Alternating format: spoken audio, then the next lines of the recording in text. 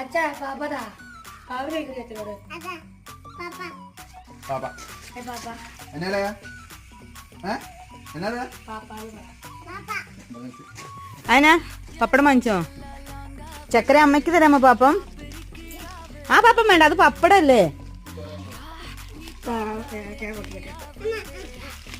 വേണ്ട, തമ്മിൽ തന്നെ കൂടണ്ട, അമ്മ പൊട്ടിച്ചേരാം. അമ്മുന്റെ പരിപ്പുവട, ആരിക്കുട്ടന്റെ സമൂസ, അമ്മയ്ക്ക് പരിപ്പുവട, എനിക്ക് സമൂസ.